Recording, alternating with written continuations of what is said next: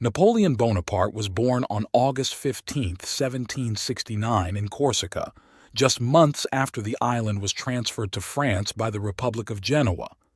He was the fourth of 8 children to Carlo Bonaparte and Letizia Ramolino, a family of noble Italian ancestry but modest means. The political turmoil of Corsica shaped Napoleon's early years, instilling a complex mix of resentment and ambition. At the age of 9, he was sent to the mainland to attend the military academy at Brienne-le-Château. Here, Napoleon's foreign roots and Corsican accent made him an outsider, fueling his resolve. Despite being seen as aloof and aggressive, he excelled academically, especially in mathematics and history, showing early signs of his strategic mind. His passion for military arts became evident, laying the groundwork for his future. After completing his education, Napoleon was commissioned as an artillery officer in the French army. His early career was marked by ambition and an uncanny ability to seize opportunities. The chaos of the French Revolution opened doors for young and ambitious officers. Napoleon's first significant opportunity came during the siege of Toulon in 1793, where his strategy to recapture the city from royalist insurgents and British forces earned him a promotion to brigadier general. His swift rise was not just a testament to his genius, but also to the revolutionary fervor that demanded merit over tradition. In 1796, Napoleon took command of the French army of Italy. His leadership turned a demoralized and underfed army into an unstoppable force. Through a series of lightning campaigns, he defeated the Austrians in Italy, forcing them to cede territory and significantly weakening their position in Europe. Napoleon's tactics, marked by rapid movements, daring assaults, and psychological warfare, revolutionized military strategy. His success in Italy not only solidified his reputation as a military genius, but also enriched the French state with the wealth looted from conquered territories. Seeking to undermine British influence and secure French trade routes, Napoleon embarked on the Egyptian expedition in 1798. Though initially successful, capturing Malta and then Alexandria, the campaign ultimately faltered. The destruction of the French fleet by the British at the Battle of the Nile stranded Napoleon's forces. Despite this setback, Napoleon's time in Egypt was marked by scientific and cultural exploration, including the discovery of the Rosetta Stone. However, the military failure began to tarnish his rising star. Returning to France, Napoleon found a government in disarray and public discontent. Seizing the moment, he orchestrated the coup of 18 Brumaire in 1799, toppling the Directory and establishing the consulate with himself as first consul. This move effectively ended the French Revolution and began Napoleon's rule over France. His ascent to power was marked by promises of stability and glory for the French people, resonating deeply in a nation weary of chaos and war. As first consul, Napoleon embarked on a comprehensive program of reform. He stabilized the economy, reformed the education system, and established the Bank of France. The Napoleonic Code, perhaps his most enduring legacy, rationalized French law and influenced legal systems worldwide. His administrative reforms modernized France and laid the foundations for a centralized state. Napoleon's rule during the consulate era demonstrated his vision for a strong, unified France, respected and powerful on the European stage. In 1804, seizing the momentum of his successes and capitalizing on his popularity, Napoleon declared himself Emperor of the French, a move ratified by a public referendum. The coronation, held at Notre Dame Cathedral, was a lavish affair, symbolizing not only the consolidation of his power but also a break from the past. Famously, Napoleon crowned himself, underscoring his belief in his own authority above all others. This act also signified the establishment of a new dynasty, as he aimed to secure his legacy through lineage. As emperor, Napoleon continued his reforms and expansion, further centralizing his control and embarking on ambitious public works that transformed Paris and other cities.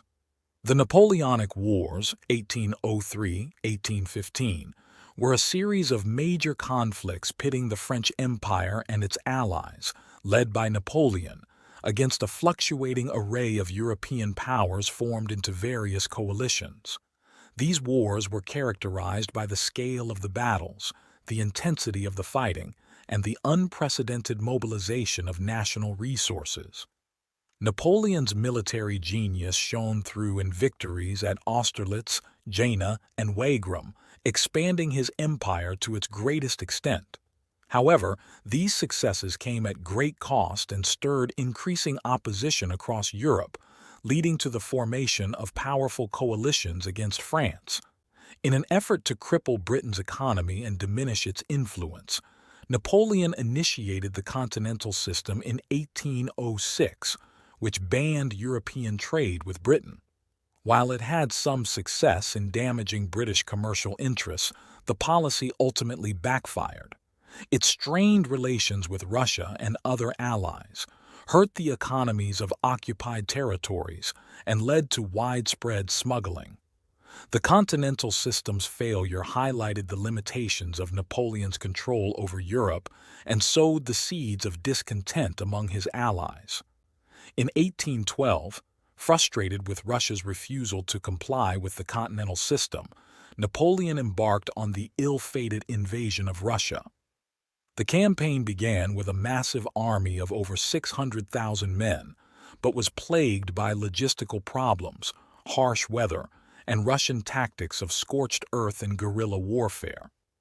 The devastating retreat from Moscow, marked by starvation, disease, and guerrilla attacks, decimated Napoleon's grand army, leaving it a shadow of its former self. This catastrophic loss marked the beginning of Napoleon's decline.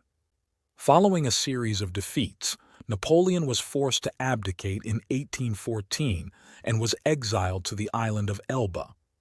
However, his exile was short-lived. In 1815, he escaped and returned to France, beginning the period known as the 100 Days. His return to power was met with enthusiasm, but the renewed alliance of European powers against him led to his final defeat at the Battle of Waterloo. Following this loss, Napoleon was exiled again, this time to the remote island of St. Helena in the South Atlantic, where he spent the last years of his life. On St. Helena, Napoleon lived under strict British supervision, yet he managed to dictate his memoirs, reflecting on his life, achievements, and mistakes. His health gradually deteriorated, and on May 5, 1821, he died, possibly of stomach cancer, though there has been speculation about the cause of his death. Napoleon's legacy, however, lived on, as he became a symbol of French national pride and a benchmark for military genius.